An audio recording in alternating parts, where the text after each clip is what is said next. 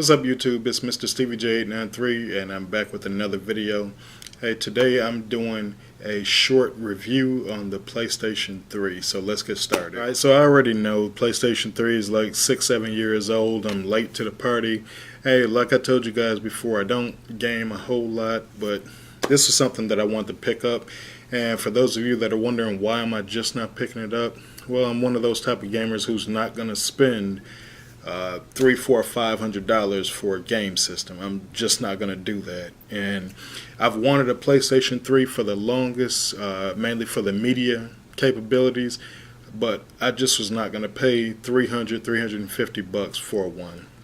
And that's really what the price for an Xbox, or not an Xbox, but a PlayStation 3 500 gig is going for. I've seen them for about $300.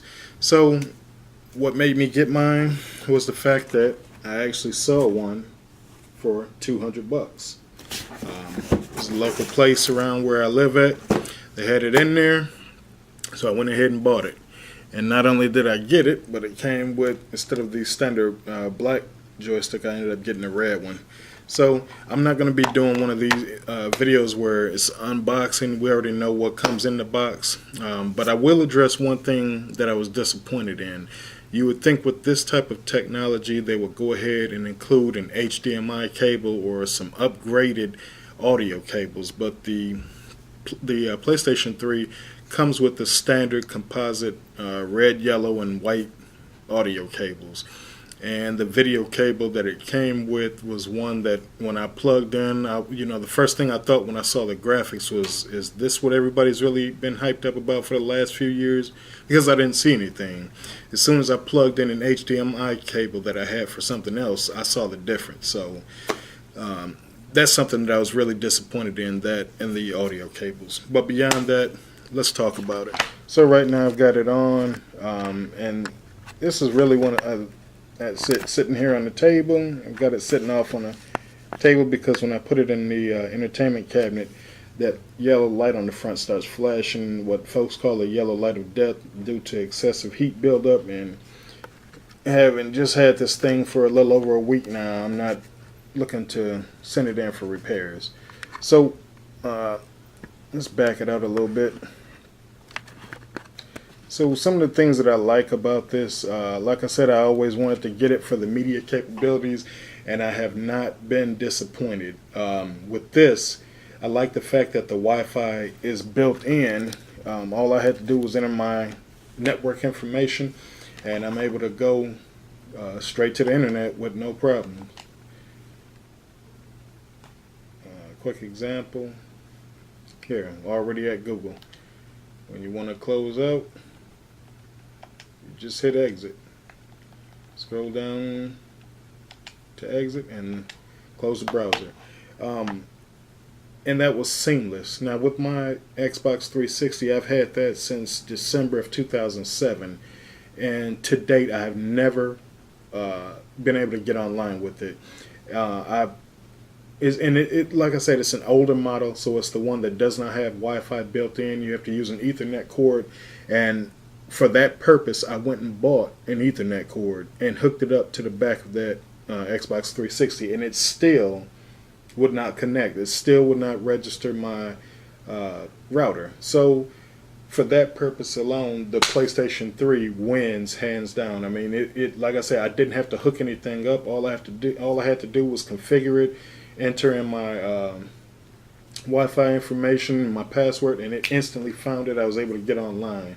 Now, why is this big? Well, one of the games that I have right now, I bought for the Xbox 360 was WWE 2K14. I did a review of that on the channel, so if you want to see that, you can go and check that out.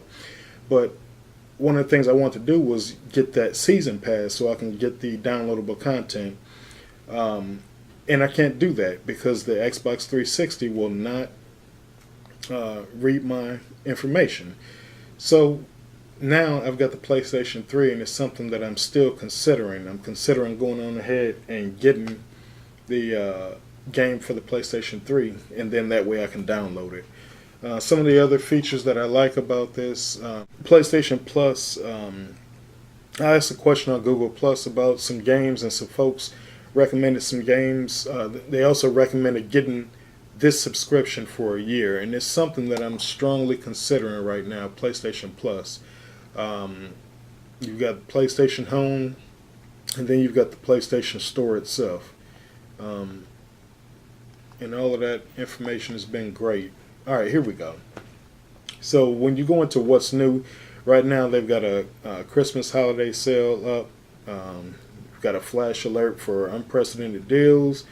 Got one for Grid 2. Now right now it's showing you the 2 games that I have, as well as the 1 app that I use a lot.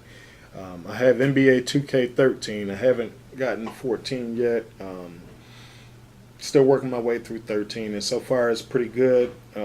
No complaints other than the fact that sometimes the game actually tends to freeze. Like after you score a basket and the computer has to inbound the ball, they'll sit there and they'll hold it. And you know you've only got 8 seconds to inbound the ball. Well, they'll hold it, and the screen just stays there no matter what you do. The workaround I found for that is simply saving the game, closing it out, and starting back up, and it'll start right back up from that point. The other game that I have, UFC 3 Undisputed. If you're familiar with the WWE series, you're kind of familiar with this. This is a really good game. The animations, the graphics, everything was awesome in this here.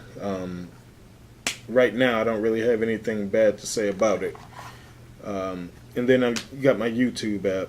You can go into that. If you've got a YouTube channel, you can go right into that and watch your YouTube channels right here. I've actually found it easier to do this than using my Chromecast, and I love the Chromecast, but this is so much easier. My Chromecast, for some reason, has issues with constantly, every so often, dropping the connection, and I've had no problem using the YouTube app on here.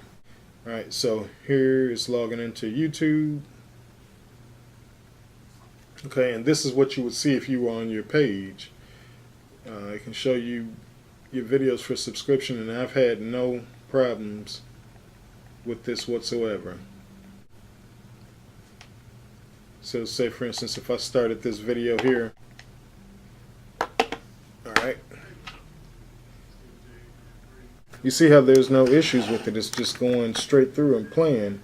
And with the Chromecast, I have issues with the I have issues with it buffering. I have issues with it just flat out dropping the connection, and I haven't had that issue here. So now the PlayStation 3 has become more of a media item for me than the Chromecast has. And I still use the Chromecast. I still like it, but I don't know. The PlayStation 3 is working out a little bit better for me. When it comes to Blu-rays, this thing plays Blu-rays like nobody's business. I just put in Wolverine, and I was watching that last night. The sound and the audio, if you can get you a digital optical audio cable and run that, the sound and the picture is just phenomenal. So I'm set as far as media and entertainment, and I really like it so far. So let me know what you guys think. If you've had it for a while, let me know how long you've had it, what games you have. Give me some recommendations for some games. And if you like it, hit the like button and do subscribe. Thanks, and I'll see you later. Peace.